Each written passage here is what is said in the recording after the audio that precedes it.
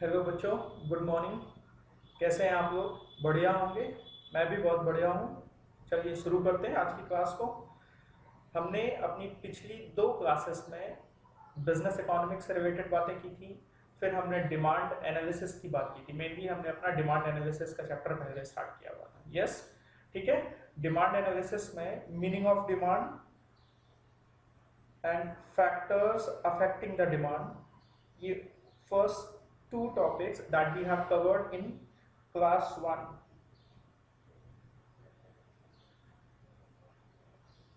आप मेरी first class से ये दोनों टॉपिक देख सकते हैं, डिस्क्रिप्शन में लिंक गिवन होगी। Then in our second class we have discussed law of demand, exception of law of demand, expansion, contraction, increase and decrease. ये तीनों कॉन्सेप्ट हमने क्लास 2 में किए हैं। And today we are going to discuss elasticity of demand। elasticity of demand important है, even most important है। Question बनता ही बनता है एग्जाम में, ठीक है। तो सबसे पहले आप डिमांड का मतलब आपको समझ में आ गया, फैक्टर्स अफेक्टिंग ऑफ डिमांड का मतलब समझ में आ गया। Then we have discussed law of demand. Law of demand के बारे में हमने एक बात कही थी, अगर आपको याद हो, कि ये एक क्वालिटेटिव स्टेटमेंट है। इसका मतलब क्या है कि अगर हम लॉ ऑफ डिमांड से ये पूछते हैं कि कितना प्राइस कम करें तो कितनी डिमांड बढ़ेगी, तो लॉ ऑफ डिमांड इस बात का आंसर नहीं देगा। लॉ ऑफ डिमांड सिंपली बात क्या कहता है कि प्राइस को कम करोगे तो डिमांड बढ़ जाएगी, क्वांटिटी डिमांडेड बढ़ जाएगी। क्वांटिटी का और प्राइस का इनवर्स रिलेशन है। अगर प्राइस को बढ़ाओगे तो क्वांटिटी डिमांड कम हो जाएगी। बट अगर हम लॉ ऑफ डिमांड से क्वेश्चन करें कि आप हमें ये बताइए कि कितना कितना प्राइस हम बढ़ाएं और तो कितने परसेंट हमारी क्वांटिटी कम हो जाएगी। भाई बिजनेस में हम ये केवल इससे बात नहीं बनेगी ना कि प्राइस बढ़ा दो तो डिमांड कम हो जाएगी या प्राइस कम कर दो तो डिमांड बढ़ जाएगी। नहीं, हमें बिजनेस में कैलकुलेटिव होना पड़ेगा, और कैलकुलेटिव होने के लिए हमें ये भी जानना जरूरी है कि कितने परसेंट डिमांड को कितने परसेंट प्राइस को बढ़ाया जाए तो कितनी परसेंट डिमांड कम होगी, या कितने परसेंट प्राइस को कम किया जाए तब डिमांड मेरी कितने परसेंट बढ़ेगी। जब ये बात हमें सही से समझ में आएगी तभी हम प्रॉपर डिसीजन मेकिंग कर पाएंगे, हमारा डिसीजन कैलकुलेटिव होगा। तो इसके लिए हमारे पास नेक्स्ट टॉपिक है, that is elasticity of demand. Elasticity का मतलब, पहले हम टर्म इलास्टिसिटी का मतलब समझते हैं कि इलास्टिसिटी का तो कोई मुझे बताएगा what do mean by elasticity. देखिए, इलास्टिसिटी का मतलब होता है चेंजेबिलिटी। क्या मतलब होता है इलास्टिसिटी का?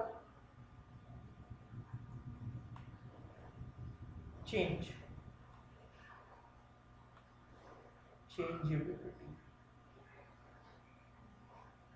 सर चेंजेबिलिटी से क्या मतलब है? एक एग्जांपल लेता हूं। बेटा आपने वो देखी होगी रबड़ जिसे बोलते हैं, रबड़ आप हेयर बैंड करके आप जैसे बोलते हैं हेयर बैंड। उस रबड़ को अगर आप दोनों सिरों पे पकड़ते हैं, आप उसको तोड़ लीजिए, राउंड में होगी, आप उसको तोड़ लीजिए, दोनों सिरों पे अगर पकड़ेंगे और उसको अगर आप थोड़ा सा बल लगाएंगे और उसको खींचेंगे तो उसके साइज में चेंज आएगा। उसका नेचर है कि उस पर फोर्स पुट करने से उसके साइज में चेंज आएगा। उसी के इस नेचर को इलास्टिसिटी कहते हैं। जैसे बेटा मेरे पास ये पेन है, ये पेन है मेरे पास, ठीक है। इस पेन के दोनों सिरों को मैं पकड़ रहा हूं और इसमें मैं फोर्स लगा रहा हूं, बट इसके साइज में चेंज नहीं आ रहा है। इसका मतलब क्या है कि इसका नेचर कैसा है? इनइलास्टिक। सर ये हमारे डिमांड के चैप्टर से कैसे रिलेटेड है? देखिए, डिमांड में हम जो रिलेशन देख रहे हैं वो प्राइस और क्वांटिटी का देख रहे हैं। यहां पर जो हमारा रिलेशन था वो फोर्स और साइज में चेंज की बात हो रही थी। तो पेन में जब मैं फोर्स पुट कर रहा हूं, मतलब फोर्स एक यूनिट में चेंज कर रहा हूं, तो साइज में कोई चेंज नहीं हो रहा है। वहीं दूसरी जगह पर अगर मेरे पास रबड़ बैंड है, थोड़ा सा अज्यूम करिए, और उसको अगर मैं खींचता हूं, उसमें थोड़ा सा बल लगा दूं तो उसके साइज में चेंज होता है। इसी वजह से हम रबड़ बैंड को क्या कहते हैं? इलास्टिक, और इस पेन को क्या कहेंगे? इनइलास्टिक। मेरी बात समझ में आती? अब जरा अपने डिमांड के चैप्टर के पॉइंट ऑफ व्यू से देखिए। डिमांड के चैप्टर में क्या है कि अगर प्राइस को चेंज करते हो, बल लगाने का मतलब प्राइस को चेंज करते हो, अगर आप प्राइस को चेंज करते हो और डिमांड में, क्वांटिटी डिमांडेड में अगर चेंज होता है तो मतलब नेचर कैसा है? इलास्टिक। और अगर चेंज नहीं होता है तो नेचर कैसा है? इनइलास्टिक। तो प्राइस में चेंज करने की वजह से क्वांटिटी में जो चेंज हो रहा है, उस चेंज के मेजरमेंट करने के प्रोसेस को हम क्या कहते हैं? Elasticity of demand. मतलब इलास्टिसिटी ऑफ डिमांड कॉन्सेप्ट है which measures the relative change in quantity demanded with respect to change in price. Price में चेंज होने की वजह से क्वांटिटी डिमांडेड में जो रिलेटिव चेंज होगा, प्राइस में चेंज होने की वजह से जो चेंज होगा, उस चेंज को हम मेजर करेंगे किसके द्वारा? इलास्टिसिटी ऑफ डिमांड के द्वारा बात करेंगे। बहुत ही इंपॉर्टेंट चैप्टर है। इलास्टिसिटी का मतलब आपको समझ में आ गया होगा। चलिए शुरू करते हैं। ये है हमारा यस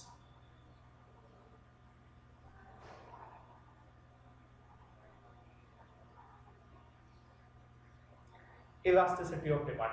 तो क्या जाना, इलास्टिसिटी क्या करता है? Elasticity of demand, it measures the responsive change in demand या quantity demanded with respect to change in price. अच्छा एक बात बताइए, क्या जो आपकी डिमांड है केवल प्राइस की वजह से चेंज होती है या और भी फैक्टर है? सर और भी फैक्टर है, उन फैक्टर की वजह से चेंज। तो जो इलास्टिसिटी ऑफ डिमांड है वो केवल प्राइस के चेंज को मेजर नहीं करता है, प्राइस के अलावा भी जो चेंजेस हो रहे हैं उनको भी मेजर करता है। जैसे इनकम की वजह से होने वाले चेंज या प्राइस ऑफ रिलेटेड कमोडिटीज की वजह से होने वाले चेंज को भी मेजर करता है। तो इलास्टिसिटी ऑफ डिमांड एक कॉन्सेप्ट है जो ये कह सकता है, जो मेजर करता है चेंज को, किसके? डिमांड के चेंज को with respect to change in any factor. Factor can be price, factor can be income, factor can be price of related commodity. ये तीन फैक्टर बेसिकली यहाँ पर कवर अप किए गए हैं। तो यहाँ पर हम देखें, कह रहा है it is the percentage change in quantity demanded. क्या है ये? Percentage change in quantity demanded by the percentage change in one of the variable. इनमें से कोई भी वेरिएबल, जितने भी वेरिएबल है, वेरिएबल का मतलब फैक्टर्स अफेक्टिंग द डिमांड, उन फैक्टर्स में चेंज होने की वजह से डिमांड में या क्वांटिटी डिमांड में जो भी चेंज हो रहा है, उस चेंज को मेजर करने के लिए जो हमारे पास कॉन्सेप्ट है, उस कॉन्सेप्ट को हम क्या कहते हैं? Elasticity of demand.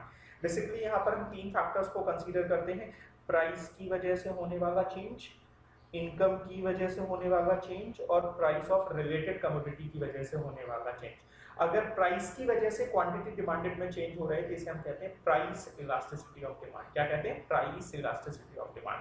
अगर इनकम की वजह से कोई चेंज हो रहा होगा क्वांटिटी में, डिमांड में, तो उसे हम कहेंगे इनकम इलास्टिसिटी ऑफ डिमांड। और तीसरा जो है concept, cross elasticity of demand, basically price of related commodity. ये किसकी वजह से होगा? ड्यू टू प्राइस ऑफ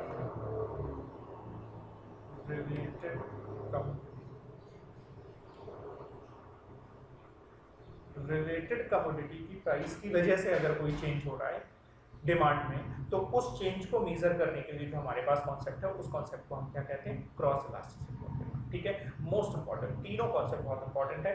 आ जाइए जरा सबसे पहले प्राइस इलास्टिसिटी ऑफ डिमांड। एक बात बताइए, प्राइस इलास्टिसिटी ऑफ डिमांड को हम ईपी से रिप्रेजेंट करेंगे, जैसे ई और सफिक्स में भी ईपी से रिप्रेजेंट करेंगे।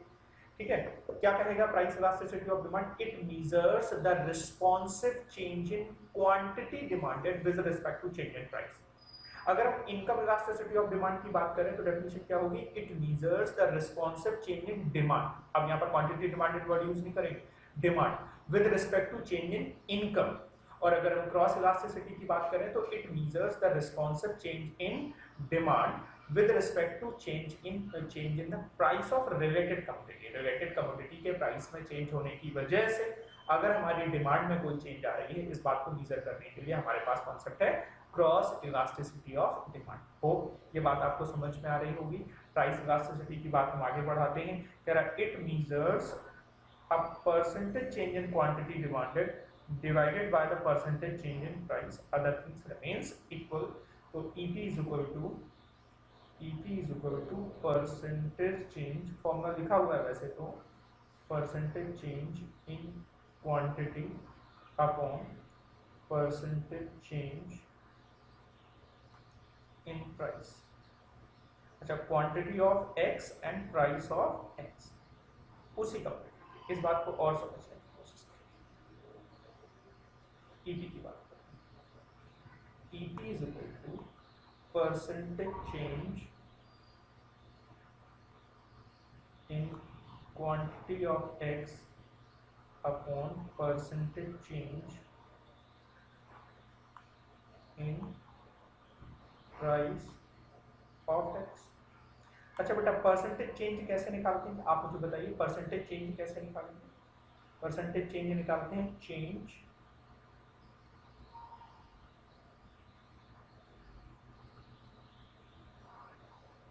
change divided by original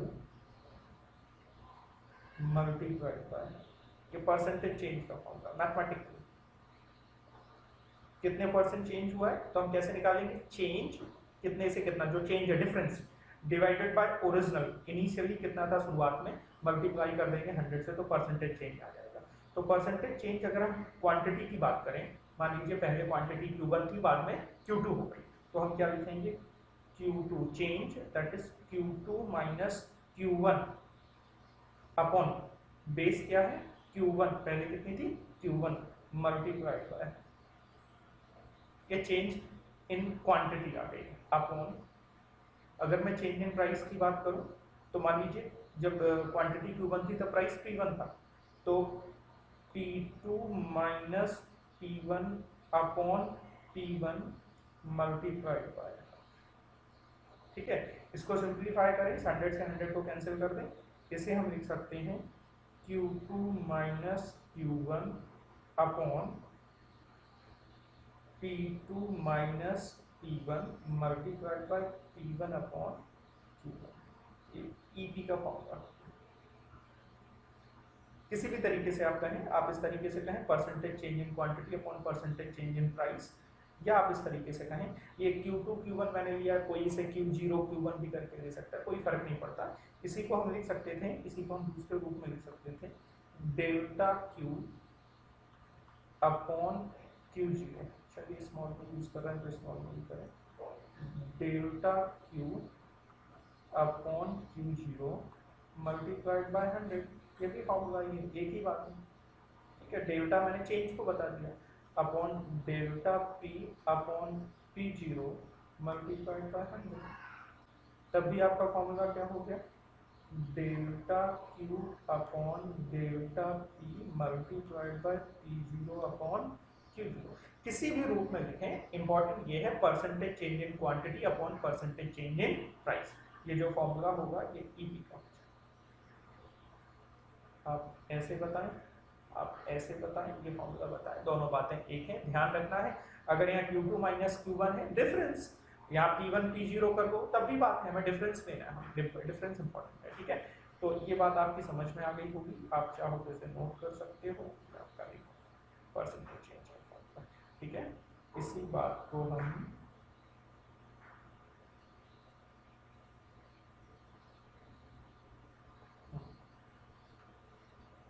ठीक है, यहाँ पर हमने ये डिस्कस कर लिया। Due to negative relationship between price and quantity we ignore the negative sign. हमने चेंज लिया, हमें ये नहीं देखना है चेंज में अगर नेगेटिव आ जाता है, मान लीजिए पहले थी 200 प्राइस, बाद में हो गई 190, तो प्राइस में रिडक्शन हुआ ना, नेगेटिव आई है प्राइस, तो नेगेटिव हमें साइन को इग्नोर कर देना, हमें डिफरेंस लेना है, हमें साइन से फर्क नहीं पड़ना है कि नेगेटिव आ रही है या पॉजिटिव आ रही है, ठीक है। देन डिग्री, टाइप्स, कोफिशिएंट और प्राइस इलास्टिसिटी मोस्ट इम्पोर्टेंट। अब जो प्राइस का और डिमांड का रिलेशनशिप है, उसके बेसिस पे इलास्टिसिटी ऑफ डिमांड को हम 5 टाइप्स में डिवाइड कर सकते हैं। जैसे हम डिग्री ऑफ प्राइस इलास्टिसिटी 5 तरह से, हम ये प्राइस इलास्टिसिटी के डिवीजन की बात कर रहा हूँ, मैं टाइप्स की बात कर रहा हूँ, तो 5 तरीके की प्राइस इलास्टिसिटी होगी, जैसे हम डिग्री या टाइप्स ऑफ या कोफिशिएंट ऑफ प्राइस इलास्टिसिटी कहेंगे। कौन कौन सी होगी, perfectly elastic demand, relatively elastic demand, unit elastic, relatively inelastic और परफेक्टली इलास्टिक। गौर से अगर देखें तो परफेक्टली इलास्टिक ये वाली बात और परफेक्टली इनइलास्टिक दोनों से जस्ट अपोजिट होंगे। कॉन्सेप्ट अगर हमें परफेक्टली इलास्टिक का पढ़ना होगा तो उसके बाद हम परफेक्टली इनइलास्टिक पढ़ेंगे, जिससे कॉन्सेप्ट को कोरिलेट कर सकें। हमें पता है कि ये दोनों एक दूसरे के अपोजिट हैं, रिलेटिवली इलास्टिक और रिलेटिवली इनइलास्टिक। और तीसरा है यूनिट इलास्टिक। चलिए, इलास्टिक वर्ड का मतलब आपको समझ में आ गया था, ठीक है। समझते हैं पहले परफेक्टली इलास्टिक को और परफेक्टली इनइलास्टिक को। परफेक्टली इलास्टिक का मतलब है, इलास्टिक का मतलब क्या होता है, चेंजेबिलिटी, चेंज है। और परफेक्टली इलास्टिक का मतलब है इवन प्राइस में आप बिल्कुल चेंज नहीं करोगे ना, तब भी आप अपनी क्वांटिटी कुछ भी कर सकते हो, क्वांटिटी डिमांडेड कुछ भी हो सकती है। मतलब मैं यहाँ पर कह सकता हूँ परफेक्टली इलास्टिक में the seller can sell n number of quantity at a fix price.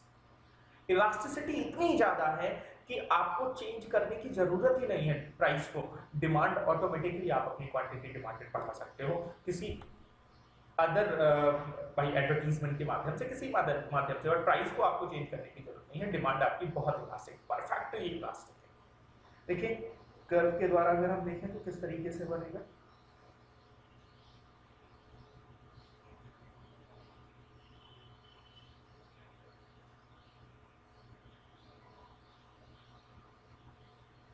ये है आपकी एक्स एक्सिस,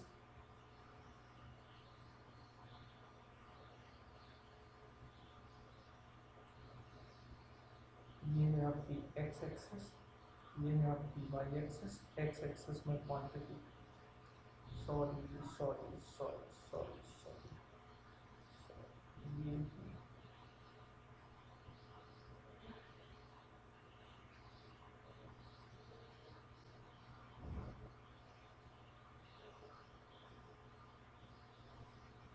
ये है आपकी एक्स एक्सिस, ये है आपकी वाई एक्सिस। एक्सिस में क्वांटिटी, वाई एक्सिस में प्राइस। नेचर कैसा है? Perfectly elastic. परफेक्टली इलास्टिक का मतलब नो चेंज इन प्राइस। मतलब अगर हमारी प्राइस हमने ये फिक्स कर दी P0 या P, तो क्वांटिटी चाहे Q1 करो, इसी प्राइस पे हम Q2 क्वांटिटी, इसी प्राइस पे हम Q3, कुछ भी क्वांटिटी दे सकते हैं। तो बेटा जो कर्व बनेगा वो कैसा बन जाएगा भाई? हम इनको प्राइस और क्वांटिटी को अगर मिलाएंगे तो ये पॉइंट आएगा, दूसरे प्राइस सेम ही है, क्वांटिटी अगर फिर मिलाएंगे तो ये पॉइंट आएगा, तीसरे क्वांटिटी को मिलाएंगे तो ये पॉइंट आएगा, तीनों पॉइंट। तो जो हमारा कर्व बनना है कैसा बनता है? कैसा कर्व है? Horizontal, horizontal demand curve,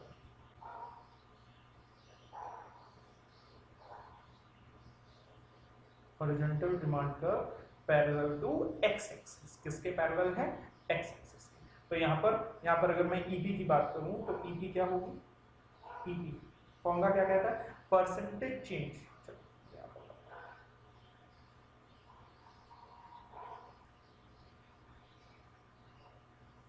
EP की अगर मैं बात करूं तो फॉर्मूला क्या कहता है ईपी का? परसेंटेज चेंज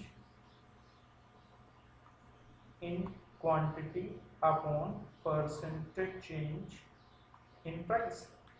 अब मुझे बताइए क्या क्वांटिटी में कुछ चेंज हो रहा है? हाँ, कुछ ना कुछ चेंज होगा। यहाँ हमने न्यूमेरिक फिगर नहीं ली है तो इस वजह से हम न्यूमेरिक नहीं बता पाएंगे।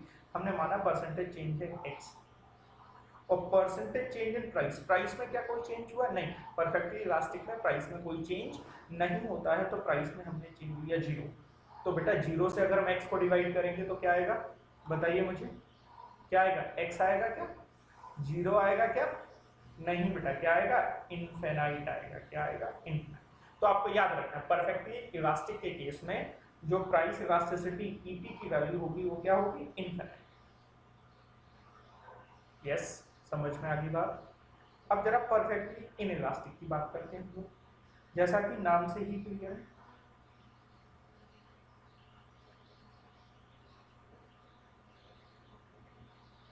ये हमारी एक्स एक्सिस है, ये वाई एक्सिस है। परफेक्टली इन इलास्टिक मतलब क्वांटिटी में कोई चेंज नहीं होता, क्वांटिटी इज फिक्स। हो सकती है ऐसी कोई कमोडिटी हो सकती है जिसका नेचर कैसा है? परफेक्टली इन इलास्टिक, क्वांटिटी में कोई चेंज आएगा नहीं, प्राइस कुछ भी बना रहे। जैसे नेसेसरीज वाली चीजें होती हैं, सॉल्ट है, अगर नमक को ले लीजिए आप, तो प्राइस के कम ज्यादा होने से क्या इसकी डिमांड में फर्क आता है? नहीं, जनरली नहीं। तो यहाँ पर वो कमोडिटीज आएंगी जो कैसी हैं? परफेक्टली इन इलास्टिक, मतलब उनका प्राइस आप कुछ भी करिए। देखिए यहाँ पर क्या कह रहा था? प्राइस फिक्स रखिए, डिमांड कुछ भी हो जाएगी, क्वांटिटी कुछ भी हो जाएगी। यहाँ पर क्या कह रहा है? प्राइस आप कुछ भी करिए but quantity will remain the same. मतलब क्या कहानी बनी कि इसी फिक्स प्राइस पे आपकी जो क्वांटिटी है, वो प्राइस आप चाहे P0 रख लें, प्राइस आप चाहे कम कर दीजिए, प्राइस आप और कम कर दीजिए, बट क्वांटिटी पे कोई फर्क नहीं। ठीक है, तो ये कैसी हो गई? Vertical demand curve.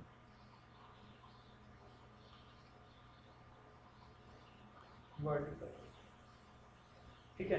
अगर इस वर्टिकल डिमांड कर्व में मैं ईपी की बात करूं, फॉर्मूला लिखा हुआ है, ईपी क्या होगा, percentage change in quantity, quantity में कितना चेंज है 0, और परसेंटेज चेंज इन प्राइस, मान ले रहे हैं प्राइस में चेंज कितना हो रहा है x, क्वांटिटी में चेंज था 0, प्राइस में चेंज x है। अब इसे सॉल्व करेंगे तो 0 आ जाएगा। यहाँ पर ईपी की वैल्यू आ गई कितनी, 0। चाहे तो इसको नोट कर लें, ठीक है, समझ में आती है बात। अगली बात रिलेटिवली इलास्टिक, रिलेटिवली इनइलास्टिक। अब देखिए रिलेटिवली इलास्टिक, रिलेटिवली का मतलब होता है की तुलना में, प्राइस की तुलना में क्वांटिटी ज्यादा इलास्टिक है। मतलब क्या हो गया, प्राइस थोड़ा सा चेंज करोगे तो क्वांटिटी ज्यादा चेंज। रिलेटिवली इनइलास्टिक मतलब प्राइस की तुलना में, प्राइस के कंपैरिजन में जो क्वांटिटी है वो कम इलास्टिक है, रिलेटिवली इनइलास्टिक। इसे हम लेस इलास्टिक भी कहते हैं। क्या कहते हैं, लेस इलास्टिक। इसे हम मोर इलास्टिक। कर्व की अगर मैं बात करूं तो देखिए क्या कर्व बनेगा,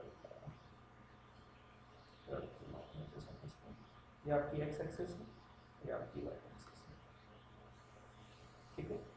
तो एक्स एक्सिस में आपकी क्वांटिटी, एक्स एक्सिस में आपकी क्वांटिटी, वाई एक्सिस में आपका प्राइस, ठीक है। यहाँ पर कह रहा है रिलेटिवली इलास्टिक का मतलब क्या, मतलब है इसका रिलेटिवली इलास्टिक का मतलब change in, relatively elastic change in, इसका मतलब है रिलेटिवली इलास्टिक का मतलब है, रिलेटिवली इलास्टिक का मतलब है change in quantity is more than change in price. Relatively elastic का क्या मतलब है, इसका मतलब है change in quantity is more than change in price. Price में थोड़ा सा चेंज करोगे क्वांटिटी ज्यादा चेंज, मतलब प्राइस थोड़ा सा कम करोगे तो कंपैरेटिवली क्वांटिटी ज्यादा बढ़ेगी, प्राइस थोड़ा सा बढ़ाओगे तो कंपैरेटिवली क्वांटिटी ज्यादा कम हो जाएगी। तो यहाँ पर देखिए किस तरीके से बनेगी कहानी।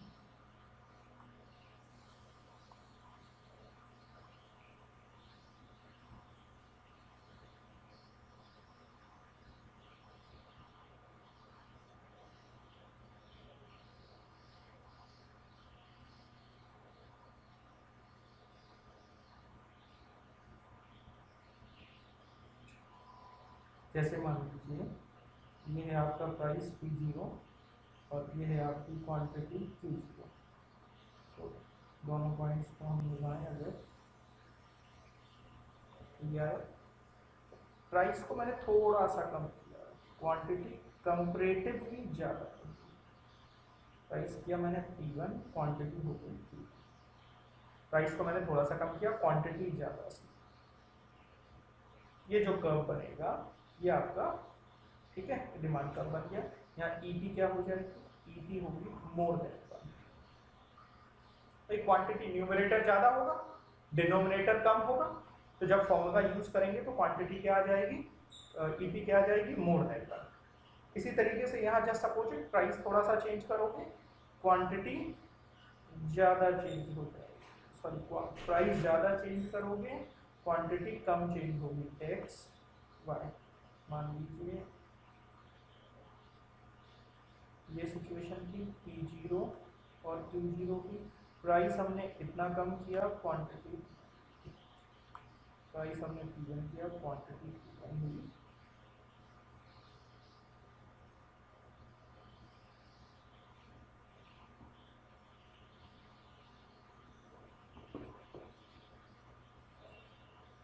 ये डिमांड कर्व बनेगा और EP जो होगा वो लेस देन 1, और यहाँ पर जो है वो delta Q is equal to delta P, change in price is equal to change in quantity. तो जो कर्व बनेगा वो कैसा बन जाएगा बेटा, अगर मेरी ये प्राइस है, मैंने जितनी प्राइस चेंज करी लगभग बराबर में उतनी ही मेरी क्वांटिटी चेंज हो गई, this is equal to this. तो ईपी क्या हो गया, ईपी इज इक्वल टू,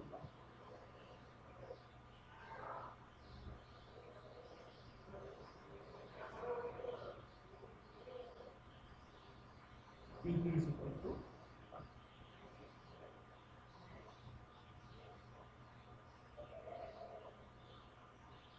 ठीक है। ये चारों पांचों बातें आपको समझ में आ गई होंगी। देखिए कॉन्सेप्ट में कहां पर लिखा हुआ है ये, perfectly elastic of demand, it is a situation in which demand of a commodity continuously changes without change, without any change in price, price में कोई चेंज करने की जरूरत नहीं है। It means demand of a commodity is perfectly flexible. In case of perfectly elasticity of demand, in perfectly elasticity of demand curve will be horizontal. ऐसा होगा horizontal. और हम क्या लिखें, EP क्या होगी यहाँ पर, EP is equal to, EP is equal to infinite, EP is equal to infinite. Then relatively elastic में it refers a situation by which percentage change in demand for the commodity is higher than the percentage change in the price of the commodity. It is also called elastic demand या more elastic demand, ठीक है। EP more than 1, EP is equal to 1, EP is less than 1 and EP is equal to 0। ये पूरा concept हम लोग discuss कर चुके हैं। आप ये चार्ट बनाना चाहें तो बना सकते हैं। चलो क्वेश्चन करते हैं जरा।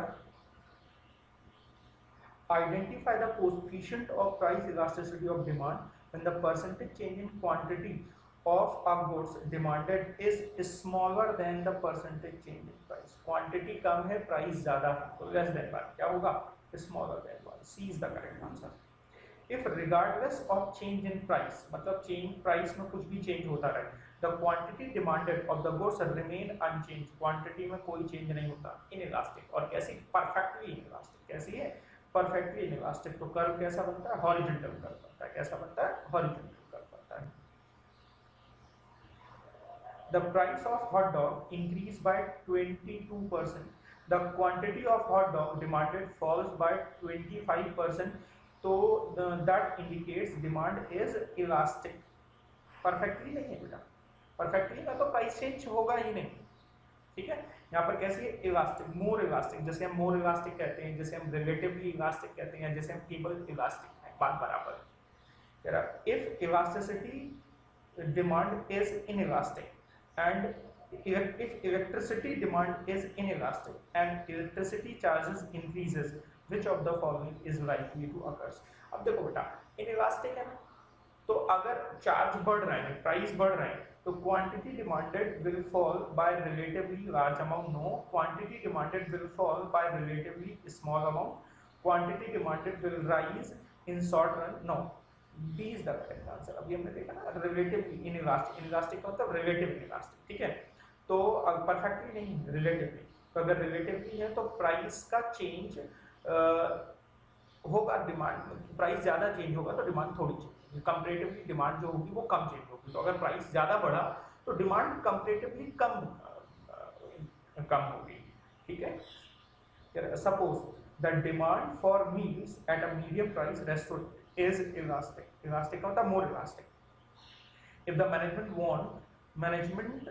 management of the restaurant is considering raising the price, it can expected a relatively, अब प्राइस अगर बढ़ाएगा, more elastic है, तो जो क्वांटिटी होगी वो ज्यादा कम हो जाएगी। larger fall in demand, larger fall in quantity demand। देखो बेटा, डिमांड वर्ड यूज नहीं करेंगे अगर दोनों है, अगर दोनों ना होते तो हम डिमांड कह देते, कोई दिक्कत नहीं थी, बट दोनों नहीं, क्वांटिटी डिमांडेड लिखा हुआ है, तो larger fall in quantity demanded, A correct answer.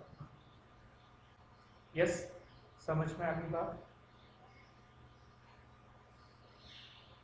Yes sir. Next concept आ जाता है measurement of price elasticity of demand. Price elasticity को मेजरमेंट करने के कुछ तरीके हैं। There are different methods are used for measuring the price elasticity of demand. The one explained above is the proportionate method। जो ऊपर हमने पढ़ा है वो भी एक मेथड था, वो proportionate मेथड था। अब कुछ अदर मेथड पढ़ रहे हैं जिसमें से वो जनरली हम जब भी इलास्टिसिटी की बात करते हैं, नॉर्मली अगर करा जाएगा तो वो ऊपर proportionate मेथड की बात करी जाएगी, ठीक है।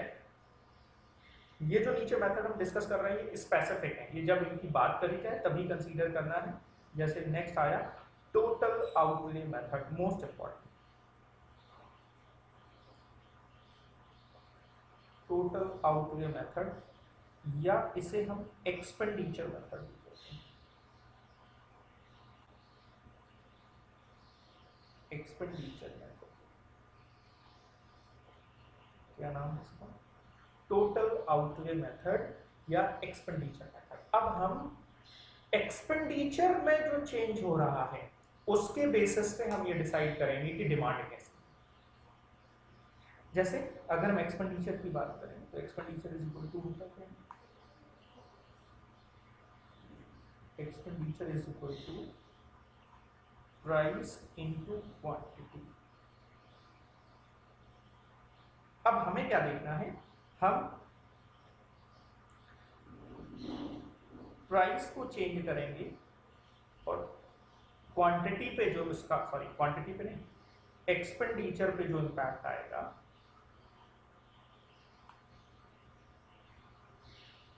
एक्सपेंडिचर को हम टोटल आउटले कहते हैं, इसी को हम क्या कहते हैं, टोटल आउटले, मतलब जो पैसा टोटल जा रहा है एक्सपेंडिचर। और अब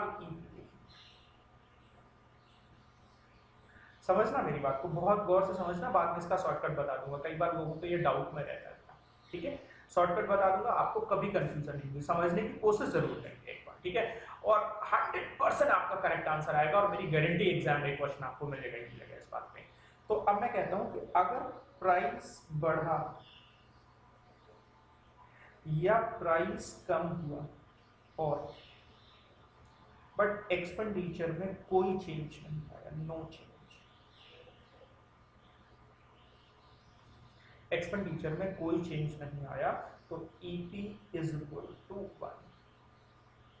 थोड़ा सोचेंगे जरा, अगर ये प्राइस बढ़ रहा है, ये फॉर्मूला लिखा हुआ है expenditure is equal to price into quantity, अगर प्राइस बढ़ा मान लीजिए 10% से और एक्सपेंडिचर, क्वांटिटी ऑब्वियस सी बात है कम हो, तो क्वांटिटी कम हुई कितने से, मान लीजिए जस्ट फॉर एग्जांपल, हाइपोथेटिकली है थोड़ा सा, जस्ट फॉर एग्जांपल कितनी क्वांटिटी कम हुई, 10% से।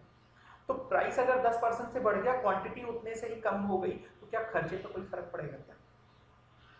सोच के देखिए, क्या खर्चे पे कोई फर्क पड़ेगा? खर्चे पे कोई फर्क नहीं पड़ेगा। और अगर प्राइस का चेंज और क्वांटिटी का चेंज बराबर है, तो इस केस में ईपी क्या आता है, 1।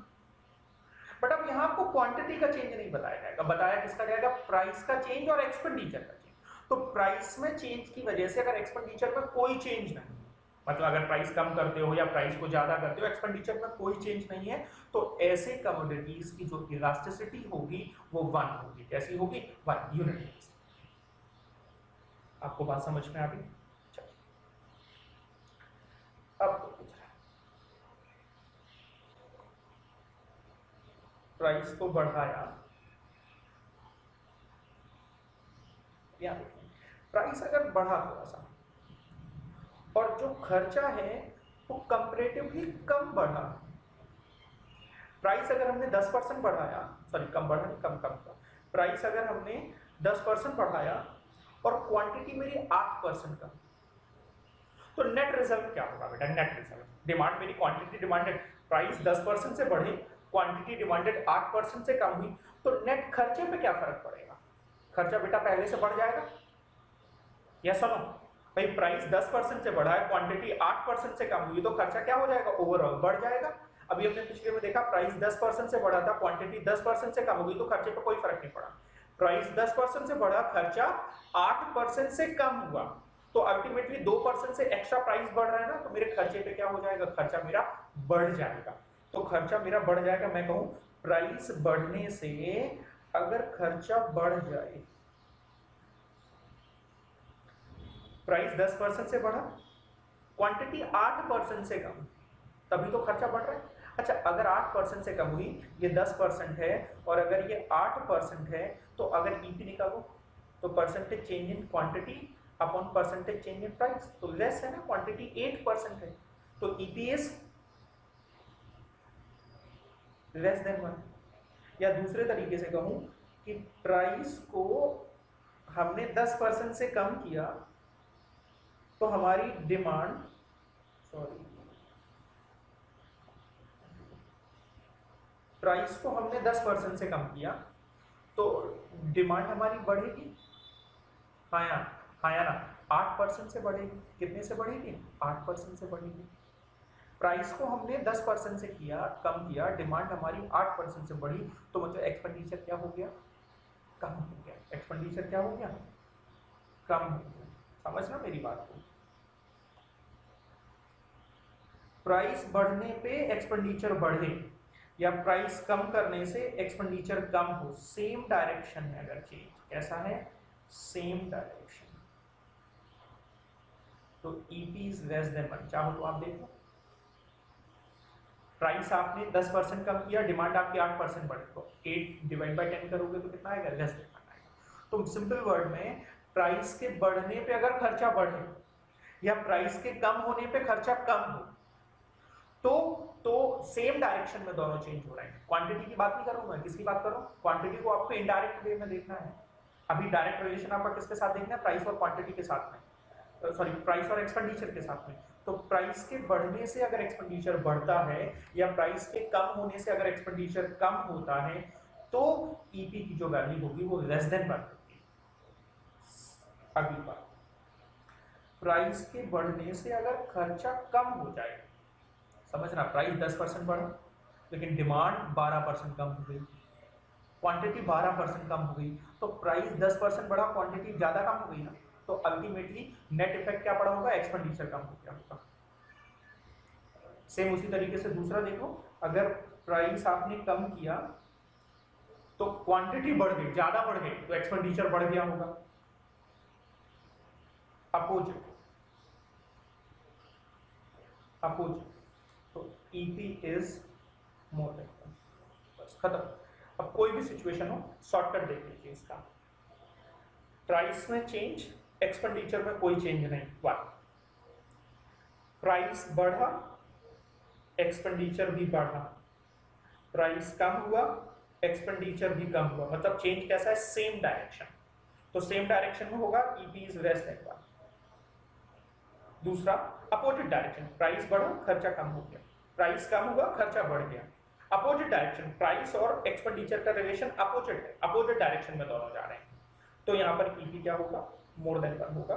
बस इतना सा कॉन्सेप्ट है, ये मैंने शॉर्टकट में दिया हुआ भी है, ये डिटेल है, टोटल आउटवे मेथड आप रीड करेंगे आपको वही बातें मिलेंगी कि उस पर शॉर्टकट समरी जो मैंने बनाई हुई है वो वहाँ पर दी हुई है। चाहो तो आप ये समरी यहाँ गिवन है, और आपको इसको अगर नोट्स नहीं है तो आप इसको नोट कर सकते हो। आप कोई भी क्वेश्चन उठा के देखिए, मेरी गारंटी, आप कोई भी क्वेश्चन उठा के करेंगे आपको वो बात समझ में आ जाएगी। कोई भी क्वेश्चन आप उठा के करिए, आपको वो बात समझ में आ जाएगी, आपको बिल्कुल भी दिक्कत नहीं। ठीक है, चलो करके देखते हैं जरा एग्जाम्पल, देखते हैं कर पा रहे नहीं कर पा रहे, समझते हैं। Correct, if the demand for a goods is inelastic, demand कैसी है, इनइलास्टिक, ये less than 1, less than 1, less than 1 में सेम डायरेक्शन चलते हैं, कैसे चलते हैं, same direction. And increase in the price, price increase होगा, टोटल एक्सपेंडिचर, अब देखो डिमांड इनइलास्टिक का मतलब लेस देन 1, और लेस देन 1 में क्या चलता है बेटा, लेस देन 1 में सेम डायरेक्शन, प्राइस बढ़ेगा तो खर्चा बढ़ेगा, प्राइस कम होगा तो खर्चा कम होगा। तो यहाँ पर क्या कह रहा है, and increase in the price, increase in the price will cause the total expenditure, क्या हो जाएगा, सेम डायरेक्शन चलेगा, इंक्रीज। दिमाग ही नहीं लगाना, बिल्कुल सिंपल, आपको कॉन्सेप्ट समझना है, वो अगर आप उस पर थोड़ा सा फोकस करना है, बाकी शॉर्टकट बहुत ईजी है। Given the following 4 possibilities, which one result in an increase in the total consumer expenditure? Consumer expenditure कब बढ़ेगा, demand is unitary elastic and price fall, अगर डिमांड यूनिट इलास्टिक है तो प्राइस में कोई भी चेंज होता रहे, खर्चे पे कोई चेंज नहीं होगा। डिमांड इज इलास्टिक, अब अगर इलास्टिक डिमांड होती ना, इलास्टिक कब होती थी, ये देखिए इलास्टिक, ये मोर देन 1, ये इलास्टिक है, इलास्टिक में अपोजिट चलता है, क्या चलता है, अपोजिट, अपोजिट।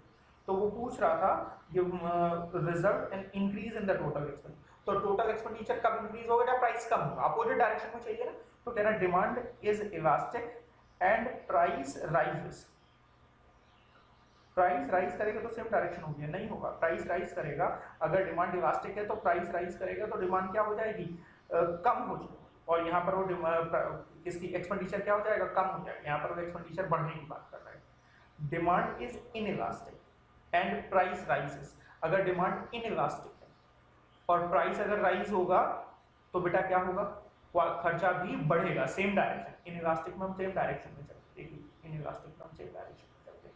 तो आपका सी जो है वो करेक्ट आंसर। इसी क्वेश्चन पे अगर आपको डाउट रह जाता है तो आप मुझसे पूछ सकते हो, ठीक है, इसमें कोई दिक्कत वाली बात नहीं है, आप आसानी से पूछ सकते हो। कह रहे हैं a decrease in the price will result in an increase in the, opposite चल रहे हैं, अपोजिट अगर चल रहे हैं तो क्या होगा, increase in the total revenue. अच्छा समझना, ये जो एक्सपेंडिचर हमने कहा है, एक पॉइंट और समझ लीजिए, ये जो हमने एक्सपेंडिचर कहा है, कंज्यूमर के पॉइंट ऑफ व्यू से ये एक्सपेंडिचर होता है और बिजनेस के पॉइंट ऑफ व्यू से इसी को रेवेन्यू कहते हैं। तो हम एक्सपेंडिचर कहें या रेवेन्यू कहें, एक्सपेंडिचर की जगह पर अगर आप रेवेन्यू वर्ड भी यूज कर देंगे ना तो क्वेश्चन गलत नहीं होगा, आपको सेम कॉन्सेप्ट लगाने होंगे, एक ही बात है। तो क्या कह रहा है, a decrease in the price will result in an increase, तो प्राइस अगर डिक्रीज हो रहे हैं और ये अगर इंक्रीज हो रहा है तो रिलेशन कैसा होगा, अपोजिट है ना। तो अपोजिट मतलब इनइलास्टिक, मतलब percentage change in quantity is less than percentage change in price, demand is less than percent is the correct answer. बाकी आप पढ़ लीजिएगा। An increase in the price will result in an increase in total revenue. अब देखो price बढ़ा, same direction, same direction, price बढ़ा खर्चा बढ़ गया, लेस देन वन। ऊपर क्या था मैंने कुछ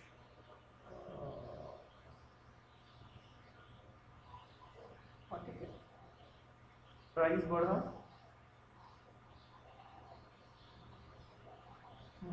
ये भी देखो दोनों सेम डायरेक्शन में जा रहे हैं, तो percentage change in quantity demanded less than percentage change in price,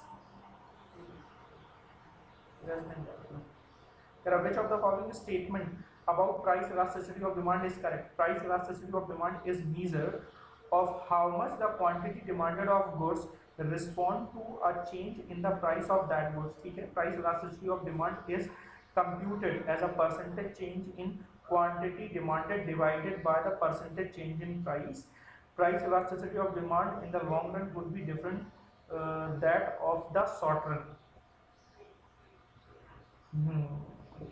ये point correct. Price elasticity of demand is a measure of how much quantity demanded of the goods respond to change. बेटा B correct answer है। How much quantity में नहीं देखना है, percentage में देखना है। किसमें देखना है, परसेंटेज में। अगर क्वांटिटी में देखोगे तो बात, और ये शॉर्ट रन लॉन्ग रन से कोई, ठीक है। चलिए